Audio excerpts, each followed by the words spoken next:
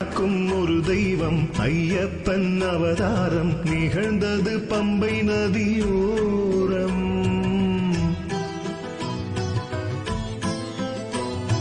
கலி காக்கும் ஒரு தெய்வம் ஐயப்பன் அவதாரம் நிகழ்ந்தது பம்பை நதியோரம்.